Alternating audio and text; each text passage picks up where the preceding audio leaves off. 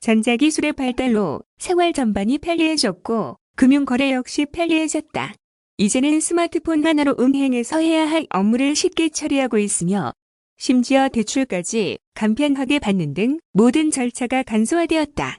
또한 결제 수단도 스마트폰에 저장해서 이용할 수 있게 되었고 소액 결제처럼 당장 지불할 금액이 없어도 쉽게 결제할 수 있게 되기도 했다.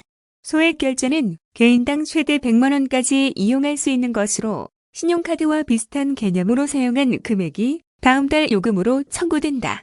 이런 소액 결제는 현금화해서 급할 때 이용할 수 있는데 정보 이용료 핸드폰 소액 결제 현금화는 소액 결제로 구매할 수 없는 물건을 사야 할 때나 공과금, 경조사 부조를 내야 할 때 등 급한 상황에 활용할 수 있다. 본인의 소액 결제 한도 내에서 현금으로 바꿀 수 있으며 모바일 상품권, 게임 아이템, 유료 콘텐츠 등을 구매한 후 현금으로 바꿔주는 업체에 매도해서 현금을 받게 된다. 이런 과정은 10분도 채 걸리지 않을 정도로 간편하게 많은 사람이 이용하고 있다. 다만 휴대폰으로 소액 결제 현금과 서비스를 이용하다가 금융 사기를 당할 수 있어 조심해야 한다. 불법으로 운영하는 업체에서는 해킹을 위해 어떤 앱을 설치하게 하거나 링크로 유도해 스마트폰 내 정보를 빼내기도 하고 개인 정보를 무리하게 요구해 보이스피싱 등에 이용하기도 한다. 이런 피해를 방지하려면 사업자 등록증 유무를 확인해야 하며 이용 후기도 참고해야 한다. 현재도 이용하는 사람이 많은지 확인하면서 리뷰가 꾸준히 올라오는지도 알아보고 큰 문제 없이 많은 이들이 현금화 서비스를 신청하는 곳을 선택하는 게 중요하다. 용티켓 관계자는 요즘에는 해킹, 개인정보 유출 수법이 교묘해지고 있어서 신중하게 생각하고 진행해야 한다. 알 수 없는 앱, 링크를 보내주는 곳은 의심하는 게 좋고 정식으로 등록되어 운영되는 곳 위주로 찾아 비교한 후 결정해야 하겠다고 정했다. 극심한 불황 속 긴급 생활자금을 마련하기 위해 소액결제연금과 서비스를 이용하는 사람들이 부쩍 늘어났다. 소액결제연금과는 휴대전화만 있다면 남녀노소 누구나 이용할 수 있으며 대출을 이용할 수 없을 만큼 신용도가 낮거나 소득이 일정하지 않은 사람도 쓸 수 있는 현금 마련 방안이다. 소액결제를 활용해 구입한 아이템을 전문 업체에 판매한 후 그 대금을 지급받는 방식이기 때문에 당장 통장에 돈이 없어도 현금을 마련할 수 있다. 때문에 항상 용돈이 부족한 대학생부터 갑자기 생활비가 필요해진 주부, 사회초년생, 영업자금을 마련해야 하는 사업주 등 다양한 사람들이 소액결제연금화를 이용한다. 휴대폰만 있으면 간단한 본인 인증 절차를 거쳐 거래를 진행할 수 있으며 약 10분이면 거래가 완료되기에 야간에도 손쉽게 쓸 수 있다. 매달 100만 원까지 정보 이용료 결제를 할 수 있으며 다음 달 통신비와 함께 청구되므로 결제일까지 시일을 벌 수 있다는 점도 매력적이다. 하지만 편리하다는 이유로 소액결제연금화를 무분별하게 사용할 경우 감당하기 어려운 수준의 결제 대금을 받아볼 수 있어 주의해야 한다. 특히 금전 감각이 부족한 학생들은 조금씩 결제했다가 막상 청구서를 받아보고 놀라는 경우가 적지 않다.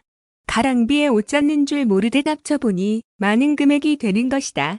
주위의 도움을 받아 통신비를 제때 납부하면 다행이지만 만일 통신 비용을 연체하게 되면 하루만 연체해도 한 달 수준의 연체료가 부과되어 부담이 더욱 커지게 된다. 또한 지속적인 연체로 통신기기 사용이 금지될 경우 사회생활 등에 막대한 영향을 미칠 수 있어 사전에 결제 계획을 철저하게 세우고 이에 따라 진행해야 안전하다.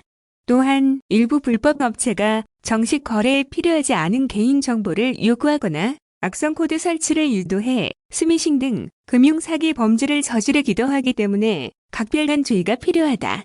출처가 불분명한 URL을 보내거나 정식 마켓이 아닌 곳에서 어플을 다운받도록 유도한다면 즉시 거래 과정을 중단하고 개인정보 보호에 앞장서야 한다. 만일 소액결제를 활용하는 부모라면 미성년자 자녀가 자신의 스마트폰을 이용하지 못하도록 해야 한다.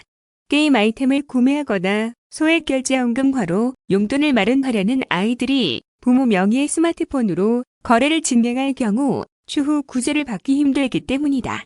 미리 소액결제 비밀번호를 설정해 놓거나 필요한 때에만 소액결제 한도를 높여 소액결제 현금화를 진행한다면 더욱 안정한 거래 환경을 조성할 수 있다.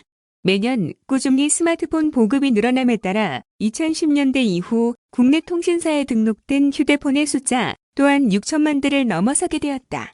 각 통신사에서는 휴대폰 연락처마다 일정한 신용거래 한도를 부여해 이를 활용할 수가 있는데 과거 스마트폰, 앱 서비스 결제나 통신사 부가 서비스 등 한정적인 목적으로만 활용이 가능했던 결제 가능 범위가 더욱 늘어나게 되면서 오늘날에는 가상화폐 충전 및 결제, 편의점 이용 그리고 신용카드와 같이 일반적인 신용거래가 가능한 범위까지 더욱 다양하게 활용할 수 있게 제도가 개선되고 있다. 대행사를 통해서 알아볼 수 있는 현금 전환 신청 또한 그중 하나로 납부 기한이 되어 연체가 우려되거나 급히 필요한 소액의 생활자금을 마련하는 방법으로 신용카드 현금화 등의 방식이 활용되고 있다. 결제 과정에서 선택할 수 있는 수단은 신용카드 이외에도 휴대폰 정보 이용료나 구글 플레이 스토어 결제, 온라인 상품권 현금화 등의 방식이 있는데 이것은 대행사마다 조금씩 다르며 수수료 측면에서도 약간씩 다를 수가 있다.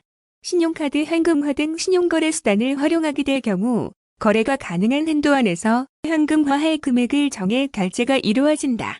전체 과정은 상담사와 직접 연락을 주고받는 방식으로 이러한 서비스를 처음 이용하는 고객도 한 단계씩 자세한 안내를 받을 수가 있다.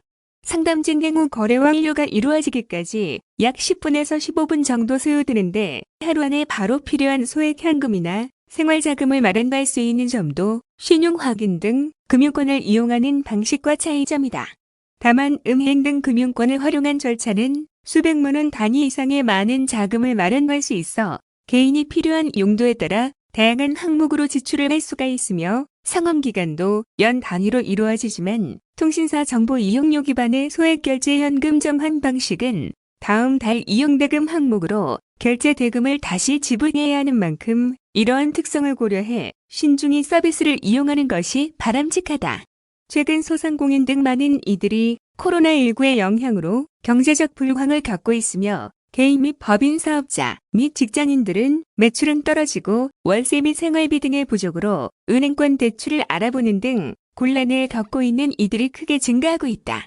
정보 이용료 현금화 서비스는 본인이 소지하고 있는 신용카드와 휴대폰으로 결제 한도 내에서 결제 현금화가 가능한 시스템으로 은행권 대출처럼 신용등급의 영향을 받지 않으며 비교적 간단하게 본인 인증만으로 정보 이용료 현금화가 가능해 이용자가 급증하는 추세이다. 이로 인해 정보 이용료 현금화 서비스를 제공한다는 불법 업체들이 늘어나면서 많은 금융 피해를 발생시키고 있다. 불법 업체의 경우 낮은 수수료로 고객을 유도하지만 실질적으로는 반 이상에 가까운 높은 수수료를 부과함은 물론 서비스를 진행 시 수집된 개인정보를 기반으로 사기, 보이스피싱 등에 이용하여 추가적인 피해를 유발하고 있다. 짱티켓 관계자에 따르면 정식 등록 업체에서는 현금화를 증명하는 데 있어 기본적인 개인정보 외에 추가적인 불필요한 개인정보와 서류를 받지 않는다며 신중히 생각하고 업체 선정하시어 금융 피해를 받지 않도록 하여야 한다고 정했다.